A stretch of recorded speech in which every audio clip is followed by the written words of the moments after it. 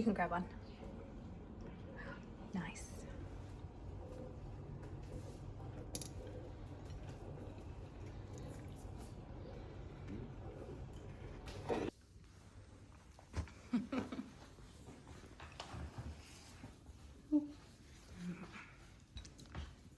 Yum.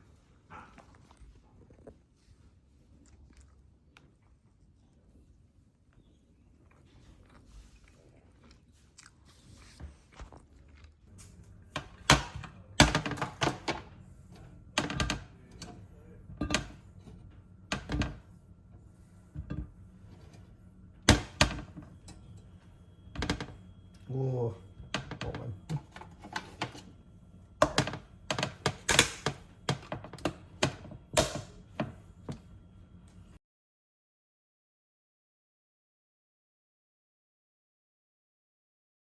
So, about 10 years ago, on a rainy day much like today, I was rummaging around the items for sale at our local recycling centre and I came across this old wallet at the very bottom of a box.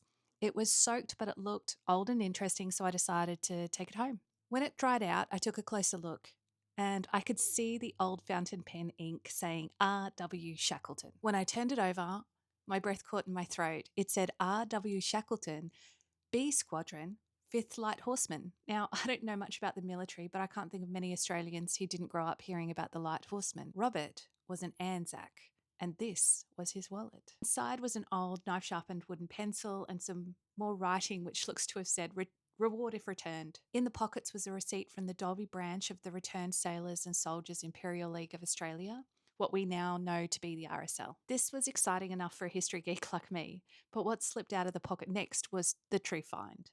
A tiny piece of tissue paper, and inside what looked to be a 4-leaf clover and a tiny horseshoe. A little token of hope for a soldier going off to war, perhaps. Given I had found his wallet, I hoped that meant he had returned from the Great War and that the lucky clover and horseshoe had done its job. I'm so grateful we have amazing resources like the National Archives, the Australian War Memorial, the Trove Digital Archive and the State Library, which helped me piece together a small part of this stranger's story. Robert Wilson Shackleton was born on the 30th of March, 1884, to Martha Holmes and Robert Benson Shackleton. He was 30 years old when he enlisted on the 11th of September 1914. He stood 5 feet and 7.5 inches tall, weighed 145 pounds, and had a dark complexion, grey eyes, and black hair. Now, at the time, he was listed as unmarried, but he married Ellen Elizabeth Watt on the 27th of November 1914, just 1 month before he left for war, and only 4 days before Christmas. B Squadron of the 5th Light Horse was recruited in Brisbane.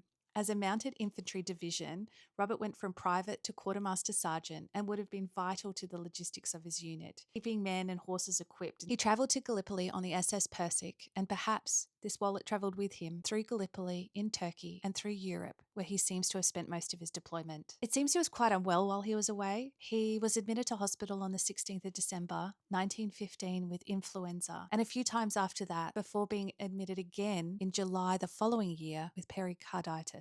By September 1916, he was on his way home, the records noting cardiac instability. Now, while his war records are easy to find, his life after the war is a little trickier. His wife Ellen died in 1937, and he remarried Lillian in 1945. It seems he had 2 daughters with Ellen and a son, Ian, with Lillian. I did find this lovely little notice in the Brisbane Brides section about Noelle and her bridesmaid Maisie on the day before she was due to marry Ian at the Sandgate Presbyterian Church in December 1949. Robert died on 15 November 1957, aged 73. Now, I'm not sure how this little piece of history ended up in the rubbish, but I'm glad I found it. I'm glad I was able to recognise Mr. Shackleton. I hope that the little horseshoe and the 4-leaf clover brought him and his family luck throughout his life. So thanks for tuning in. Hope to see you next time.